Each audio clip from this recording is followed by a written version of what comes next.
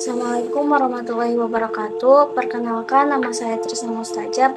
Saya akan menjelaskan tentang perilaku abnormal. Abnormal adalah sikap hidup yang tidak sesuai dengan keseharusannya sebagai manusia di tempat ia berada. Dan jika perilaku itu sudah mengganggu dan menghambat keberfungsiannya dalam kehidupan.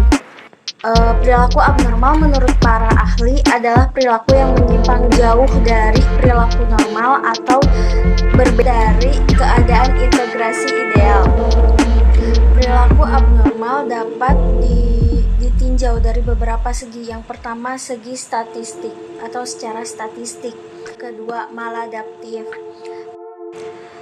Yang ketiga, distres pribadi. Ada penyebab yang mendasari seseorang mengalami gangguan perilaku abnormal antara lain faktor keturunan seperti idiopati, psikosis, neurosis, idiosis. Yang kedua, faktor sebelum lahir, yaitu terjadi pada ibu karena kekurangan nutrisi, infeksi, luka, keracunan, menderita penyakit, menderita psikosis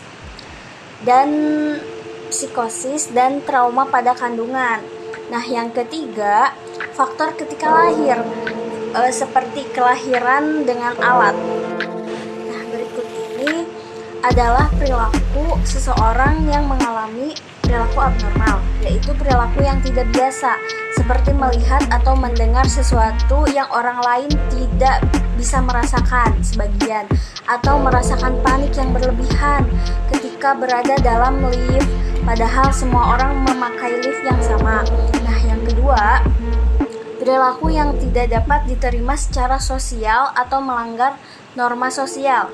Satu implikasi atau mendasari definisi perilaku abnormal pada norma sosial adalah bahwa norma-norma tersebut merefleksikan standar yang relatif, bukan kebenaran universal. Contohnya, homoseksual yang dianggap normalitas bagi lingkungan sosial Indonesia.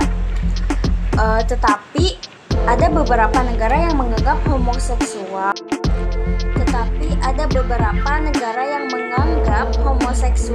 sebagai hal yang wajar dan dilegalkan. Yang ketiga, persepsi atau interpretasi yang salah terhadap realitas. Mengalami suatu halusinasi, delusi yang berlebihan itu dianggap tidak wajar bagi budaya kita. Merasa dikejar-kejar seseorang yang ingin membunuh kita dianggap gangguan, kecuali kalau memang kenyataannya begitu. Nah, yang keempat, orang-orang tersebut berada dalam stres personal yang signifikan, seperti kondisi stres personal yang diakibatkan oleh gangguan emosi seperti kecemasan, ketakutan, atau depresi, dapat dianggap sebagai abnormal. Yang kelima, perilaku maladaptif atau self-defeating. Perilaku yang menghasilkan ketidakbahagiaan atau bukan self-fulfillment dapat dianggap sebagai abnormal. Perilaku yang membatasi kemampuan kita untuk berfungsi dalam peran yang diharapkan atau untuk beradaptasi dengan lingkungan kita juga dapat disebut sebagai abnormal. Nah, ini yang terakhir. Perilaku berbahaya. Perilaku yang menimbulkan bahaya bagi orang itu sendiri atau orang lain dapat dikatakan abnormal. Dalam hal ini, konteks sosial juga menjadi masalah penting. Misalnya, pasukan perang yang mempertaruhkan nyawanya demi membela suatu atau yang dianggap benar itu merupakan hal yang normal, malah dikatakan heroik. Tetapi orang-orang yang mengancam atau berupaya untuk bunuh diri karena tekanan hidup sehari-hari dianggap sebagai abnormal.